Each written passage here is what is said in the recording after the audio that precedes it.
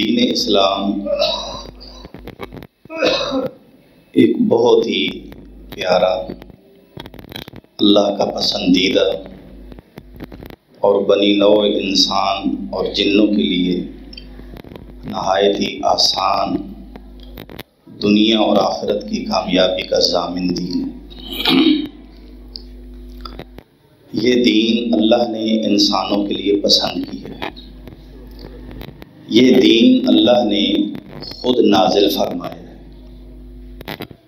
اور اللہ نے اس کے نزول میں کئی موقعوں پہ اپنے بندوں کو یہ بتایا، یرید اللہ بکم الیسر ولا یرید بکم العسر۔ اے میرے بندو، میں تمہارا رب، میں تمہارا پروردگار، رب العالمین، ارحم الراحمین، جن حکموں کا تمہیں پابند کر رہا ہوں یا جن باتوں سے میں تمہیں روک رہا ہوں، میرا ارادہ تمہارے ساتھ آسانی برتنے کا ہے۔ میں قطعاً تمہیں تنگی میں، پریشانی میں، سختی میں مبتلا نہیں دیکھنا چاہتا۔ کہیں فرمایا وَمَا جَعَلَ عَلَيْكُمْ فِي الدِّينِ مِنْ حَرَجٍ، میں نے جو دین تمہارے لیے پسند کیا ہے، میں نے اس دین میں تمہارے لیے کوئی تنگی نہیں رکھی۔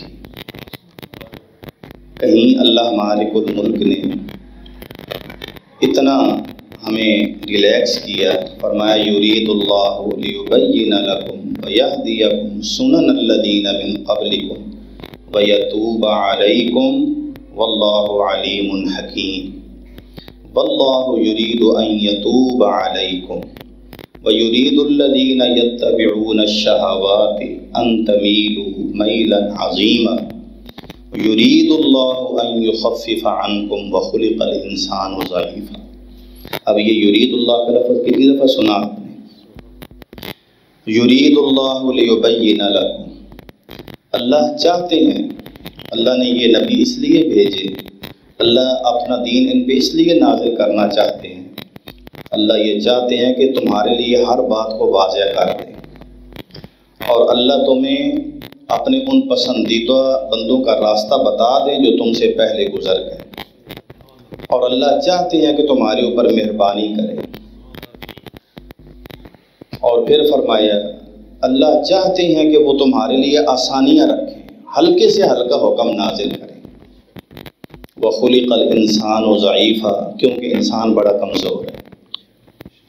اور فرمایا وَيُرِيدُ الَّذِينَ يَتَّبِعُونَ الشَّهَوَاتِ أَن تَمِيلُوا مَيْلًا عَظِيمًا، جو اس دنیا کے اندر خواہش پرست ہیں، خواہش پرست، اپنی مرضیوں کو پورا کرنے والے، شیطان کو اپنے اوپر حاوی کرنے والے، وہ یہ چاہتے ہیں کہ تم راستے سے بہت دور بھٹک جاؤ، تمہیں سیدھا راستہ نظر ہی نہ آئے، وہ یہ چاہتے ہیں۔ اور اللہ یہ چاہتے ہیں کہ تمہاری توبہ ہر وقت قبول کرتا رہے، تمہارے لیے توبہ کے دروازے کھولے رکھے، اور توبہ کا طریقہ آسان سے آسان رکھے۔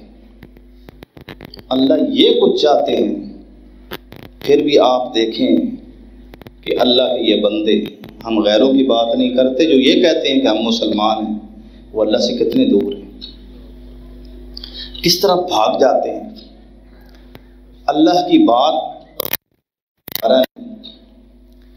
اللہ کا پیغام سننا گوارا نہیں۔ اللہ یہ کہہ رہے ہیں قرآن کے ذریعے کہ میں تمہارے لیے آسانیاں پیدا کرنا چاہتا ہوں، میں تمہیں اچھی اچھی باتیں کھول کے بتانا چاہتا ہوں۔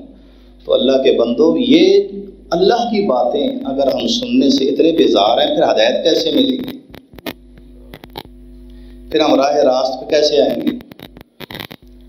اور یہ سب کچھ کیوں ہو رہا ہے؟ اس لیے کہ ہماری خواہشات ہمارے اوپر غالب ہیں، وہ ہمیں دین کی طرف آنے سے روک دیتی ہیں۔ تو یہ جو ہم نے نماز پڑھی ہے، یہ بھی اللہ کے حکموں میں سے سب سے پیارا حکم ہے، اس سے زیادہ پیارا حکم کوئی نہیں اللہ کو وحدہ لا شریک ماننے کے بعد۔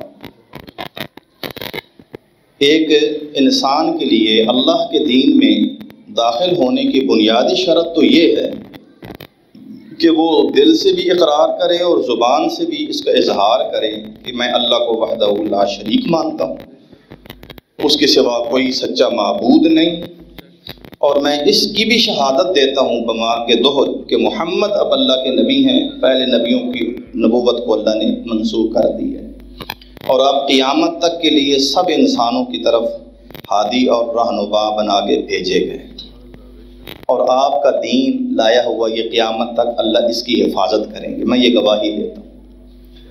اب اس گواہی کا سب سے پہلے عملی مظاہرہ انسان کس عمل کے ذریعے کر سکتا ہے بتائیں؟ اسلام کے کتنے رکن ہیں؟ 5۔ کتنے رکن ہیں؟ 5۔ پہلا تو یہ ہو گیا نا، اشہد ان لا الہ الا اللہ و اشہد ان محمد رسول اللہ۔ اس کے بعد دوسرا رکن کون سا ہے؟ نماز کی پابندی، 5 وقت دن اور رات میں جو وقت مقرر ہیں ان میں نمازیں ادا کرنا، مردوں کے لیے باجماعت اور عورتوں کے لیے گھروں میں۔ اس کے بعد اللہ آپ کا بھلا کرے زکوٰۃ دینا، پھر رمضان کے روزے، پھر حج بیت اللہ جو زندگی میں ہر مسلمان پہ اللہ نے ایک مرتبہ فرض کیا اگر استطاعت ہو۔ اب یہ 5 بنیادی ستون ہیں، 5 پلر ہیں، تو کلمہ کے بعد اگر زکوٰۃ کو دیکھیں تو وہ سال کا انسان انتظار کرتا ہے، سال کے بعد پھر اگر اس پہ زکوٰۃ فرض ہو رہی ہے تو وہ دے گا، اور جس پہ زکوٰۃ نہیں فرض وہ صرف اس کی فرضیت کو مانے گا لیکن اس کے اوپر زکوٰۃ تو کوئی نہیں۔ رمضان کے روزے رکھے گا، باقی 11 مہینے رمضان کا انتظار کرے گا۔ بیت اللہ کا ایک مرتبہ اگر اللہ نے حج نصیب کر دیا، حلال اور طیب مال سے نیک نیتی کے ساتھ حج مقبول نصیب ہوگا تو الحمدللہ، اور اگر استطاعت نہیں تو اللہ اس کا بھی نہیں پوچھیں گے۔ پوچھیں گے تو کس کا پوچھیں گے؟ نماز کا، کہ آپ ایک انسان نے اگر 12 بجے کلمہ پڑھا ہے تو 12:30 بجے اب اس کے لیے پابندی ہے کہ وہ نماز کی تیاری شروع کر دے۔ وہ اگر کہتا ہے مجھے نماز نہیں آتی تو اسے کہہ دیا جائے گا تو صرف سبحان اللہ کہہ کے نماز پوری کر۔ اللہ کے نبی کی خدمت میں ایک شخص آیا، مسلم کی روایت ہے، کہنے لگا میں قرآن نہیں پڑھ سکتا، نماز کا وقت ہو گیا۔ فرمایا پڑھو سبحان اللہ والحمد للہ ولا الہ الا اللہ واللہ۔ یہ تو نہیں کہا بیٹھ جاؤ ابھی سورہ فاتحہ کے بغیر نماز نہیں ہوتی۔ بھائی وہ ٹھیک ہے، وہ سیکھے گا، لیکن نماز نہیں ضائع کرنی، اس سے نماز ضائع نہ ہو، یہ مسلمانوں کے ساتھ شامل ہو جائے۔ تو کہا وضو کرو، سبحان اللہ والحمد للہ ولا الہ الا اللہ واللہ اکبر، بس یہ دہراتے رہو، نماز نہیں چھوڑنی۔ ہمارا بہانہ تو یہ ہوتا ہے 60 سال کے ہو گئے، 70 سال کے ہو گئے، بچپن سے دیکھ رہے ہیں مسجدیں بھی نمازی بھی، ہم کہتے ہیں مجھے نماز نہیں آتی، مجھے نماز نہیں آتی۔ اس سے بڑی بدبختی، ہم کہتے ہیں میرے کپڑے نہیں صاف، ہے مسلمان۔ تو اللہ کے بندو، اگر ہم ان نمازوں کی بھی پابندی نہیں کر پا رہے تو پھر ہمارے مسلمان ہونے کا کیا ثبوت ہے؟ ہم خود سوچیں۔ ایک تو ایک واضح نصوص اور دلائل ہے، ایک مسلمان خود سوچے کہ ہم نے یہ سنا ہوا ہے کہ اللہ فرماتے ہیں میں نے جنوں اور انسانوں کو اپنی عبادت ہی کے لیے پیدا کیا ہے کہ وہ میری بندگی کریں۔ تو ایک انسان کو اللہ کے حضور سجدہ نصیب نہیں ہے تو وہ کس لیے پیدا ہوا ہے؟ اس کے انسانیت کا ثبوت کیا ہے؟ اس کے اشرف المخلوقات ہونے کا کیا ثبوت ہے؟ جبکہ اس کائنات کی صورتحال یہ ہے، سورہ نور میں اللہ فرماتے ہیں الم تر ان اللہ یسبح له من فی السماوات والارض والطیر صافات کل قد علم صلاته وتسبیحہ۔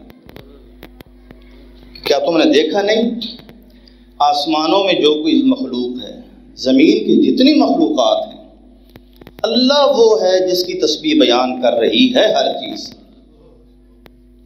اور پھر فرمایا والطیر صافات، باہر نکل جاؤ جنگلوں میں جہاں درختوں کے جھنڈ ہیں، تمہیں نظر آئیں گے پرندے جو فضا میں پرے باندھے ہوئے ہیں، پر پھیلا کے اڑ رہے ہیں۔ فرمایا وہ اس صورت میں اللہ کی تسبیح بیان کر رہے ہیں۔ اور پھر فرمایا کل قد علم صلاتہ و تسبیحہ، ہر ایک چیز کو اپنی نماز اور اپنی تسبیح کا علم ہے، ہر ایک کو۔ آپ نے جو جانور پال رکھے ہیں ان کو اپنی نماز آتی ہے، اور انسان علمہ البیان کا شرف جس کو ملا، وہ انسان جس کو اللہ نے ہر چیز کھول کے بیان کرنا سکھانے کا ملکہ دیا، وہ کہتا ہے مجھے نماز نہیں آتی، مجھے نماز نہیں آتی۔ وَإِن مِّن شَيْءٍ إِلَّا يُسَبِّحُ بِحَمْدِهِ وَلَٰكِن لَّا تَفْقَهُونَ تَسْبِيحَهُمْ إِنَّهُ كَانَ حَلِيمًا غَفُورًا۔ ہر چیز، کوئی چیز ایسی نہیں جو اللہ کی تعریف کے ساتھ ساتھ اس کی تسبیح اور پاکیزگی نہ بیان کر رہی۔ پہلے اس کی پاکیزگی بیان کرتی ہے کہ تیرے اندر کوئی عیب نہیں، کوئی کمزوری نہیں، کوئی نقص نہیں، اور صرف اتنا ہی اسی بات پہ کفایت نہیں کرتی، بلکہ وہ یہ بھی کہتی ہے کہ یا اللہ ایک طرف تو تیرے اندر کوئی نقص اور عیب اور کمزوری نہیں، اور دوسری طرف یہ ہے کہ ہر خوبی تیرے اندر موجود ہے۔ اگر یہ اس چیز سے محروم ہے تو انسان محروم ہے، میرے اور آپ کے عزیز محروم ہیں، ہمارے پڑوسی محروم ہیں، ہمارے بچے محروم ہیں۔ ہم نے دنیا کی ہر چیز ان کو دے دی اور ان کو ہر سہولت پہنچانے کے لیے دن رات بے چین رہتے ہیں، اور اگر ہم بالکل پرسکون ہیں اور ہمیں کوئی فکر نہیں، بے فکر ہے تو اس بات سے کہ ان کو نماز نہیں آتی تو کوئی بات نہیں، کوئی پرواہ نہیں، سیکھ جائیں گے۔ اللہ کو کیا جواب یہ بتائیں؟ یعنی ہم سرخرو ہو جائیں گے کہ میرے بچے اچھا کھا پی رہے ہیں، میں نے ان کو پڑھا دیے ہے، کام پہ لگ گئے، بس ٹھیک ہو گیا۔ کیا میں اپنے بچوں کو مسلمان بھی بنا سکا ہوں کہ نہیں؟ یہ سوچا کہ ہر چیز، عبداللہ بن عباس اس آیت کی تفسیر میں لکھتے ہیں کہ حتیٰ کہ تمہارے دروازے کی یہ جو آواز آتی ہے چڑچڑاہٹ، یہ بھی سمجھو اللہ کی تسبیح ہے۔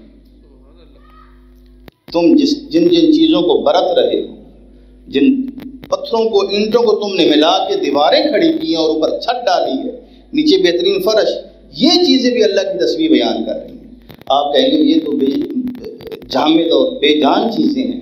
اللہ کے بندو، اللہ تعالیٰ نے جب یہ قرآن نازل کیا تھا تو یہ سارے اشکالات عملی طور پہ دور کر دیے تھے۔ عبداللہ بن عباس رضی اللہ عنہ فرماتے ہیں کہ ہم نبی صلی اللہ علیہ وسلم کی موجودگی میں اللہ کے نبی نے ایک مرتبہ ہمیں کنکریاں ہمارے ہاتھوں میں رکھی، ہمارے ہاتھوں میں کنکریاں رکھی، کہا ان کنکریوں کو سنو یہ کیا کہہ رہی ہیں۔ جب ہم نے ہاتھوں میں کنکریاں رکھی تو وہ پڑھ رہی تھی سبحان اللہ و بحمدہ۔ صحابی نے دوسرے کے ہاتھ میں رکھی، شاید میرے ہاتھ کا کوئی کمال ہو، نہیں، یہ اللہ کی قدرت کا اعجاز تھا کہ وَإِن مِّن شَيْءٍ إِلَّا يُسَبِّحُ بِحَمْدِهِ، ہر چیز اس کی تسبیح بیان ہے۔ حضرت علی کرم اللہ وجہہ فرماتے ہیں کہ مجھے اس پتھر کا بھی علم ہے، مکہ کے مکرمہ کی سرزمین میں، پاک سرزمین میں، جب اللہ کے نبی وہاں سے گزرا کرتے تھے، اس پتھر سے آواز آتی تھی اے اللہ کے رسول آپ کو سلام، وہ آپ کو سلام کہا کرتا تھا۔ تو کس چیز کو نہیں شعور؟ اللہ نے جو چیز پیدا کی اس کو پتہ نہیں مجھے پیدا کرنے والا کون ہے؟ ہر چیز کو پتہ ہے۔ میں اور آپ جو اشرف المخلوقات بنائے گئے، اگر نہیں پتہ تو ہمیں نہیں پتہ، ہمارے بچوں کو نہیں پتہ۔ انہیں کہو کلمہ سناؤ، ان کو کلمہ آج نہیں آ رہا۔ انہیں کہیں نماز کیا ہے، نماز آج نہیں آتی۔ پوچھیں پڑھا کیا ہے، ڈگریاں بتائیں۔ یہ ڈگریاں اللہ کے ہاں ہماری نجات کا ذریعہ بنیں گی۔ وَمَا أَمْوَالُكُمْ وَلَا أَوْلَادُكُمْ بِالَّتِي تُقَرِّبُكُمْ عِنْدَنَا زُلْفَىٰ إِلَّا مَنْ آمَنَ وَعَمِلَ صَالِحًا فَأُولَٰئِكَ لَهُمْ جَزَاءُ الضِّعْفِ بِمَا عَمِلُوا وَهُمْ فِي الْغُرُفَاتِ آمِنُونَ۔ یہ بات سن لو، یہ مال اولاد یہ دنیا کی ضرورت ہیں، زینت ہیں، رونق ہیں، سکون کا ذریعہ ہے، لیکن یہ وہ چیزیں نہیں ہیں جو تمہیں ہمارے قریب کر دیں کہ ہم یہ کہیں کہ فلاں کے اتنے بیٹے ہیں تو لہذا یہ اس کا رتبہ زیادہ ہے، ہم یہ کہیں فلاں کا مال زیادہ ہے اس کی فیکٹریاں زیادہ ہیں، اس کے وسائل زیادہ ہیں، تو اس لیے یہ ہمارے نزدیک آگے ہے، چاہے کچھ بھی نہیں ہے۔ فرمایا نہیں، مال کا خالق بھی میں، اولاد کا خالق بھی میں، ان چیزوں سے میں محتاج، میں بے نیاز ہوں، مجھے کوئی ضرورت نہیں، تم ان کے محتاج ہو، مجھے تمہاری طرف سے ایمان اور نیک عمل چاہیے، تمہاری یہ نوکری چاہیے۔ تم جتنی میرے آگے جھکو گے، تمہارے دل میں جتنا ایمان مضبوط ہوگا، جتنی محبت کا اظہار کرو گے، مجھے اس سے بڑھ کر محبت کرنے والا پاؤ گے، اور مجھ سے جتنی بے رخی کرو گے، مجھے اس سے بڑھ کر بے رخی کرنے والا پاؤ گے، کیونکہ میں بے نیاز ہوں، مجھے کسی چیز کی ضرورت نہیں۔ تو اس لیے میرے بھائیوں بزرگوں، نماز ہماری ضرورت ہے، اور یہ بات یاد رکھیں، نماز پڑھ کے کہ کوئی انسان یہ دعویٰ کرے کہ میں اتنے عرصے سے نماز پڑھ رہا ہوں، وہ اللہ کا شکر ادا کرے۔ وَمَنْ وَجَدَ خَيْرًا فَلْيَحْمَدِ اللَّهَ، اگر کسی کو خیر نصیب ہے تو وہ اللہ کا شکر ادا کرے، اللہ ہی کی تعریف کرے کہ یہ اس کا فضل ہے۔ وَمَنْ وَجَدَ غَيْرَ ذَلِكَ فَلَا يَلُومَنَّ إِلَّا نَفْسَهُ، اور اگر کسی کی کیفیت کوئی اور ہے، برے عملوں والا ہے، پھر اپنے آپ کو ملامت کرے، اپنے آپ کو کوسے، کسی اور کو ملامت نہ کرے۔ تو اگر نماز نصیب ہو گئی، سجدہ نصیب ہو گیا، تو اللہ کا شکر ادا کرے کہ وہ ذات جس کو ہمارے سجدوں کی ضرورت نہیں، اور میرا کیا سجدہ، میرے وہ سجدے رہی نہیں، میرا وہ ایمان کدھر گیا، میری وہ توجہ اور یکسوئی کدھر گئی، میری وہ تڑپ کدھر ہے۔ لیکن پھر بھی وہ مالک ہے، وہ کہتا ہے چل کوئی بات ہے، چپ جائے۔ اور بات یاد رکھیں، جو انسان یہ سمجھتا ہے کہ میرے دل کے اندر نماز سے نفور ہے، میں مشکل سے نماز کی طرف آتا ہوں، وہ اللہ سے معافی مانگے۔ اللہ وہ بے نیاز ذات ہے جو جب اپنے بندوں سے ناراض ہوتا ہے، غصے ہوتا ہے، تو اس کا یہ اظہار نہیں ہوتا عملی کہ اللہ مالک الملک اس کے رزق میں کمی کر دیں، اس کے رزق میں کمی کر دیں، دنیا کی شان و شوکت میں، چودراہٹ میں کمی کر دیں، ایسا نہیں ہوتا۔ بلکہ بعض اوقات انسانوں کی نافرمانی جوں بڑھتی ہے، اللہ کی طرف سے دنیا کی نعمتیں اتنی بڑھتی ہیں۔ یہ بات ذہن میں رکھیں۔ فَلَمَّا نَسُوا مَا ذُكِّرُوا بِهِ فَتَحْنَا عَلَيْهِمْ أَبْوَابَ كُلِّ شَيْءٍ حَتَّى إِذَا فَرِحُوا بِمَا أُوتُوا أَخَذْنَاهُمْ بَغْتَةً فَإِذَا هُمْ مُبْلِسُونَ فَقُطِعَ دَابِرُ الْقَوْمِ الَّذِينَ ظَلَمُوا وَالْحَمْدُ لِلَّهِ رَبِّ الْعَالَمِينَ۔ اللہ فرماتے ہیں ہم نے تم سے پہلے بھی امتوں کو، علاقوں میں رہنے والوں کو، غافلوں کو تکلیفوں سے پکڑا، ان میں مبتلا کیا تاکہ وہ ہمارے آگے گڑ گڑائیں، لیکن جب ہمارا کوئی ہلکا پھلکا عذاب آتا، بجائے گڑ گڑانے کے ان کے دل اور سخت ہوتے گئے۔ اچھا پہلے اتنے جھٹکے آئے تھے، اب تو اتنے آئے ہیں، خیر فلان جگہ اتنے آئے ہیں، فلان، یعنی اب یہ ہمارا حال ہو، اور اتنے سیلاب آ جاتے ہیں، آتے رہتے ہیں، یہ روٹین کی بات، یہ دلوں کی سختی ہے۔ ہم یہ نہ سمجھیں کہ ہمیں زیادہ علم ہو گیا، سائنس نے ہمیں سارے راز کھول دیے ہیں۔ اللہ کے نبی کو تو اللہ نے اپنے ان کی آنکھوں سے سب کچھ نظام دکھائے تھے۔ ابراہیم کو اللہ نے جیتی جاگتی آنکھوں سے وَكَذَلِكَ نُرِي إِبْرَاهِيمَ مَلَكُوتَ السَّمَاوَاتِ وَالْأَرْضِ وَلِيَكُونَ مِنَ الْمُوقِنِينَ۔ اللہ نے تو اپنے نبی کو معراج کروا کے پوری کائنات دکھا دی، یہ آسمان کا نظام ہے، یہ زمین کا نظام ہے، یہ جنت ہے، یہ دوزخ ہے۔ تو ہم کیا یعنی سمجھتے ہیں کہ ہمیں کوئی زیادہ علم ہو گیا ہے؟ نبی علیہ الصلوۃ والسلام کے بارے میں آتا ہے، آپ کو اللہ نے رحمت للعالمین بنا کے بھیجا، آپ تو اللہ کے وہ عظیم رحمت، مجسمہ رحمت تھے کہ کافر جب عذاب مانگتے بھی تھے، کافر عذاب مانگتے تھے، بیت اللہ میں بت رکھے ہوئے تھے اور ان کا طواف کرتے تھے، ان کی پوجا پاٹ کرتے تھے، اور کہتے تھے ہم اللہ کو نہیں مانتے وحدہ لا شریک۔ پھر کہتے تھے یا اللہ اگر یہ تیرا نبی سچ کہتا ہے، ہمارے اوپر پتھروں کی بارش نازل فرما۔ سورہ انفال میں یہ ساری باتیں لکھی ہیں۔ آگے سے اللہ نے جواب کیا دیا؟ وَمَا كَانَ اللَّهُ لِيُعَذِّبَهُمْ وَأَنْتَ فِيهِمْ۔ اے میرے محبوب، میں ان کی ساری باتیں اس لیے برداشت کر رہا ہوں، یہ میری سنت ہے کہ جب کوئی میرا نبی کسی قوم میں ہوتا ہے تو اس کے نبی کے ہوتے ہوئے میں اپنا عذاب نافرمانوں پہ نازل نہیں کرتا. نبی کو پہلے میں نکالتا ہوں پھر اللہ تو ہو گئے. تو اللہ مالک الملک نے اگر نافرمانیوں کی وجہ سے دنیا چھیننا ہوتی تو کسی کافر کو تو پانی کا قطرہ نہ ملتا. لیکن آپ دیکھیں تو عام طور پہ دنیا دار کافر زیادہ ٹھہرتے ہیں بنسبت مسلمانوں کے، کیونکہ دنیا کی کوئی حیثیت نہیں. یاد رکھیں اگر اللہ تعالیٰ کسی سے ناراضگی کی وجہ سے چھینتے ہیں تو وہ سجدہ چھینتے ہیں. اپنے حضور جھکنا اس کو ہٹا دیتے ہیں، تو میرے سامنے جھک نہیں سکتے. ابلیس نے ایک سجدے سے انکار کیا تھا، مالک نے غیرت کھا کے کہا تو رجیم ہے، ہمیشہ کے لیے دفع ہو جا، تجھے میرا سجدہ نصیب نہیں. سوچا کبھی جس نے ایک سجدہ نہ کر کے ہمیشہ راندہ درگاہ ہو گیا، اور اللہ کے بندو میں اور آپ زندگی بھر سجدہ نہیں کرتے، ہمارا کیا بنے گا؟ کبھی سوچا ہے؟ اللہ کہہ رہے ہیں حی علی الصلاۃ حی علی الصلاۃ، آؤ نماز کے لیے، آؤ نماز کے لیے، اور ہمیں پرواہ ہی نہ ہو. ہمیں سوچنا پڑے گا کہ ہمارا فرض زیادہ ہے. یہ نہیں کہ ہم نماز کے لیے آ جائیں، ہمیں نمازی بنانا چاہیے. اگر آپ یہ سمجھتے ہیں کہ نماز کی تاکید ہمیں کیوں ہو رہی ہے، تو نبی صلی اللہ علیہ وسلم جس دن آپ دنیا سے رخصت ہو رہے تھے تو آپ نے اپنے صحابہ کا جو آخری دیدار کیا، صحابہ کو جو آخری کیفیت، اجتماعی کیفیت میں کس حال میں دیکھا تھا؟ صبح میں نماز پڑھتے ہوئے، یہی تھا نا.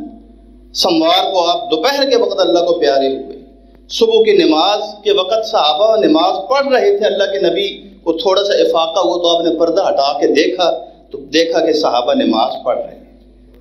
آپ کا دل ٹھنڈا ہو گیا. لیکن انہی صحابہ کو دنیا سے جاتے جاتے آپ کی زبان سے آخری الفاظ کیا نکل رہے تھے؟ الصلاۃ الصلاۃ وما ملکت ایمانکم. یہ آپ کی آخری وصیت تھی. لوگوں نماز کا خیال رکھنا. یہ نہیں ہے کہ میں اور آپ نمازی ہیں تو ہمیں نماز کی اب یاد دہانی کی ضرورت نہیں ہے. بھائی نماز کا خیال رکھنا ہے. اگر آج پڑھی ہے مغرب کی تو یہ نہ ہو عشاء کی ہم چھوڑ چکے ہوں. نہیں بھائی، نماز کے اوپر پکا رہنا ہے، اور جو بے نمازی ہیں ان کو نماز کا کہنا ہے. اور امر بالمعروف نہی عن المنکر ویسی ایک اس کو چھوڑ دینا اجتماعی جرم ہے، اور اسی کی وجہ سے عذاب آتے ہیں. لیکن ہر شخص جس حکم کا پابند ہے وہ ہے وَأْمُرْ أَهْلَكَ بِالصَّلَاةِ وَاسْطَبِرْ عَلَيْهَا. اپنے گھر والوں کو نماز کا حکم دو. آپ بتائیں کہ کیا سارے جو آپ یہاں نمازی آئے ہیں آپ کے سب گھر والوں نے نماز پڑھی؟ جنہیں مسجد میں آنا تھا وہ مسجد میں آ گئے، اور جنہوں نے گھر نماز پڑھنی تھی ان کا نماز کا اہتمام کروایا آپ نے؟ نہیں ہوا. تو اللہ کو کیا جواب دیں گے؟ قرآن کہہ رہا ہے وَأْمُرْ أَهْلَكَ بِالصَّلَاةِ وَاسْطَبِرْ عَلَيْهَا. اپنے گھر والوں کو نماز کا حکم دو اور خود بھی پابندی کرو. یہ نہیں کہا نماز پڑھو اور گھر والوں کو بھی کہو. کیا کہا؟ اپنے گھر والوں کو نماز کا حکم دو اور خود بھی پڑھو. یہ ترتیب ہے یا ہماری الٹ ترتیب ہے؟ ہم خاموشی سے آ جاتے جا کہتے ہو نماز پڑھی ہے، اور پڑھو پڑھو پڑھو پڑھو، لو یہ نماز کا حکم ہو گیا. کیا جواب دیں گے اللہ کو؟ یہ تو ہم پوچھتے ہیں بچوں کو کھانا کھا لیا سب نے. یہ تو پوچھتے ہیں صبح جن لوگ بچوں نے اسکول جانا یونیفارم سب کا ہے، تیار ہے، بیگ تیار ہے، ہوم ورک پورا کر لیا ہے. یہ پوچھ کے رات کو سوتے ہیں. کیوں جی؟ تو پھر اس دن کی روٹین یہ پوچھی کہ آج ان سب نے نمازیں پڑھی. صبح سب سے پہلے نماز پڑھنی ہے. ہم کہتے ہیں دیکھیں صبح آپ نے اسکول 8 بجے پہنچنا تو 7 بجے آپ نے تیار ہونا. یہ نہیں بتایا کہ نہیں 5:30 اٹھنا ہے نماز پڑھنی. یہ نہیں بتایا. ہم نے بتایا 7 بجے آپ کو تیار ہونا چاہیے اسکول کے لیے. اور جس دن چھٹی اس دن ہم کہتے ہیں 7 بجے بھی سوئے رہو. ہم اللہ کو کیا منہ دکھائیں؟ تو یہ ہماری کوتاہیاں ہیں، اور یہ کوئی معمولی کوتاہی نہیں. یہ معاشرے کا سب سے بڑا جرم ہے کہ نماز کی تلقین چھوڑ دی گئی ہے، اور ہم مطمئن اس چیز پہ ہیں کہ ہم توحید پہ ہیں. اللہ ہم سب کو توحید نصیب فرمائے. اس موحد ہونے کا میرے اور آپ کے پاس ثبوت کیا ہے کہ ہم ایک اللہ کی عبادت کرتے ہیں؟ ایاک نعبد و ایاک نستعین پڑھنا تو نصیب نہیں ہے. کہ اللہ ہم تیری ہی عبادت کرتے ہیں، تو اسی کی مدد مانگتے ہیں، پھر کیا ہم کہہ رہے ہیں کہ ہم موحد ہیں؟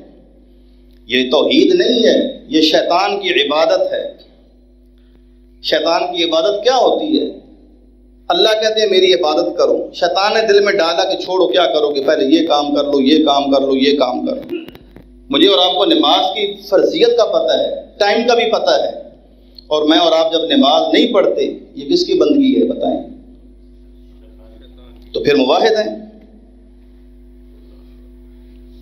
تو توحید کو اتنا آسان نہ سمجھیں کہ توحید کا عملی ثبوت دے۔ توحید کا عملی ثبوت یہ ہے کہ شیطان کو ذلیل کرے، تیری نہیں ماننی، اللہ کی ماننی۔ تو کہتا ہے نہ سجدہ کرو، میں نے سجدہ کرنا ہے، یہ توحید ہے۔ ہم کہتے ہیں بس موحد ہیں ہم۔ کیوں موحد ہو جی؟ میں کبھی مزار پہ نہیں گیا۔ تو مزار پہ نہ جا کے بھی تو شرک کر رہا ہے، اللہ کی عبادت میں اپنی خواہش کو پوج رہا ہے اس کے مقابلے میں، شیطان کو خوش کر رہا ہے اس کے مقابلے میں، اور شیطان تجھے اس بات کے اوپر مطمئن کر کے بیٹھ گیا ہے کہ یہ موحد ہے جی، یہ مشرک نہیں ہے، یہ موحد ہے، یہ مشرک نہیں ہے۔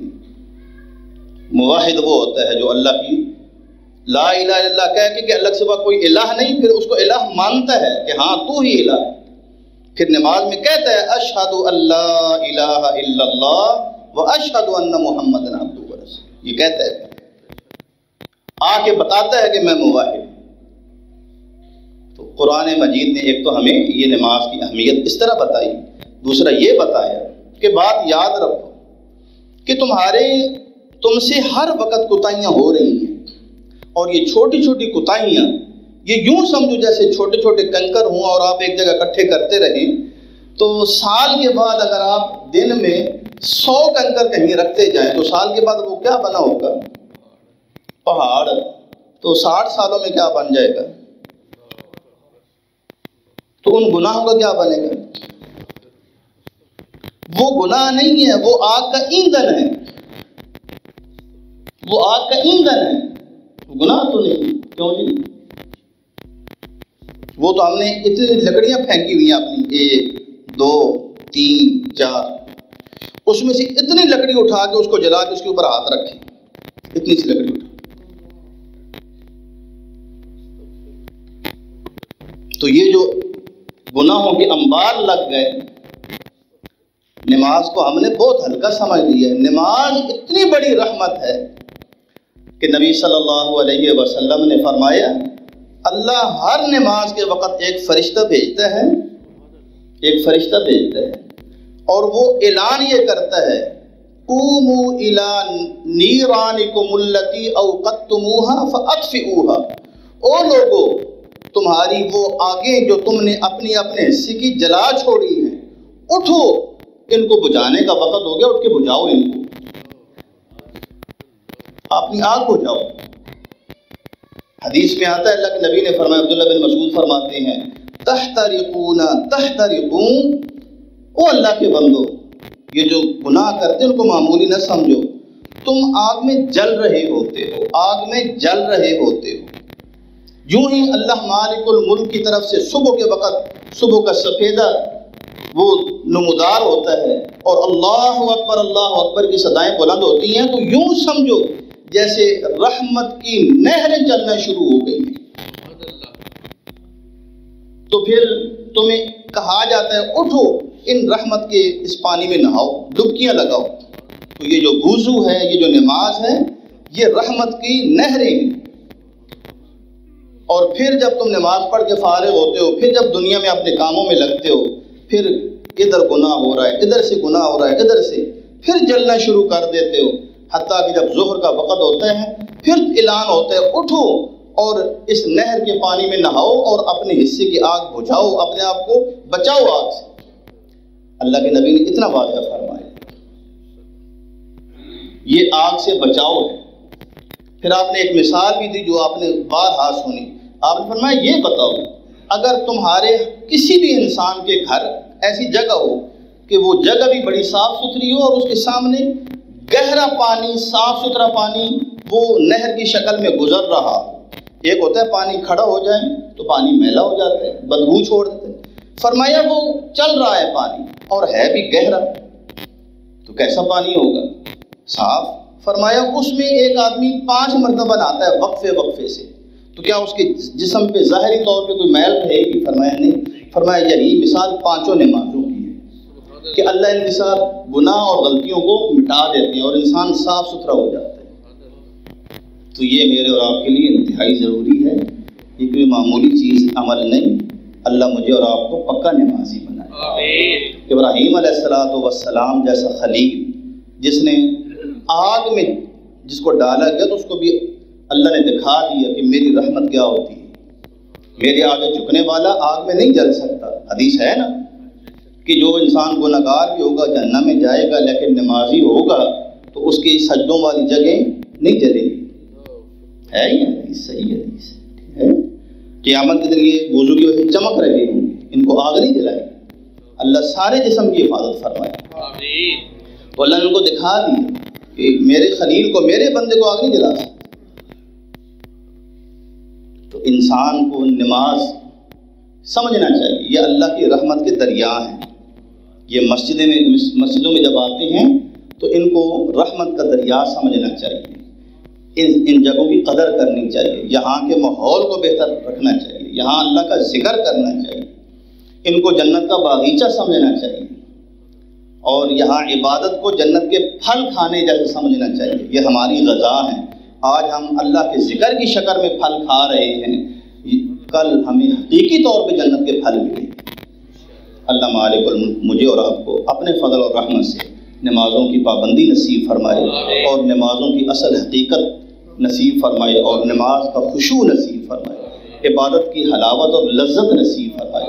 ہماری اولاد کو بھی اللہ اپنے فضل سے نمازی بنائے، لیکن اس کے لیے جو ہمارے فرائض ہیں، جو ہماری محنت ہے، اللہ وہ صدق دل کے ساتھ اور صحیح نیک نیتی کے ساتھ کرنے کی توفیق دے، اور ہماری ان محنتوں کو اللہ تعالیٰ باعث خیر و برکت بنائے۔ سبحان ربک رب العزت عما یصفون وسلام علی المرسلین والحمد للہ۔